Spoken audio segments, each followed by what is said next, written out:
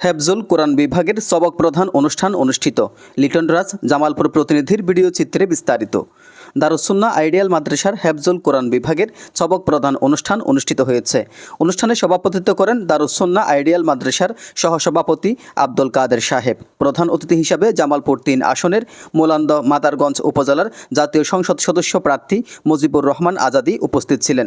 বিশেষ অতিথি হিসাবে উপস্থিত ছিলেন মোহাম্মদ রহমত আলী, প্রতিষ্ঠাতা NRC শিমুলতলা নলকুলিবাজার, ডাক্তার মিজানুর রহমান, উপদেষ্টা দারুস সুন্নাহ আইডিয়াল মাদ্রাসা মোহাম্মদ আব্দুল সামাদ শিপন, সিনিয়র যুগ্ম সাধারণ সম্পাদক, এবং লোকমান হোসেন, যুগ্ম সাধারণ সম্পাদক দারুস সুন্নাহ আইডিয়াল মাদ্রাসা।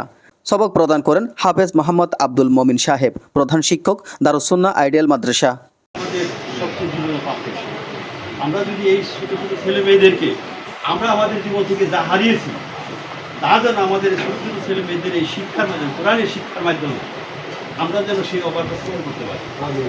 আরও কী করতে পারি, যদি আমরা এই দেশটাকে আলিমুল্লাহর হাতে, উলামা মাশায়েখদের হাতে যদি আমরা রাষ্ট্র ক্ষমতা দিতে পারি, তাহলে আমাদের এখানে শান্তি আসবে। তারা কখনো সম্পদের মুখ করে ঘর বাড়ি বিল্ডিং এগুলি করে দেশ থেকে কেউ চলে যাওয়ার কোনো ব্যবস্থা তাদের মধ্যে থাকবে না।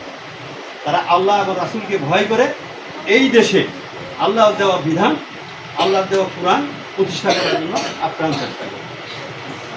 তারই ধারাবাহিকতায় আমরা তো শুরুতেই দেখতেছি, পড়াইতেছি আর পড়তেছি, কিন্তু কোরআন আমাদেরকে কী কাছে আবেদন করতেছে, কী জন্য কোরআন আল্লাহ তাআলা প্রেরণ করছেন, সেটা বাস্তবায়নের জন্য কিন্তু আমরা সেভাবে আগাইতে পারিনি। তাই বাংলাদেশ জামাত ইসলামী সিদ্ধান্ত হচ্ছে এই বাংলাদেশ থেকে যত অন্যায়, অবিচার, দুর্নীতি এগুলো আছে, এগুলো উৎখাত করে আল্লাহর দেওয়া বিধান সেগুলো প্রতিষ্ঠা করে। এজান নিজামুদ্দিন, ডেস্ক রিপোর্ট।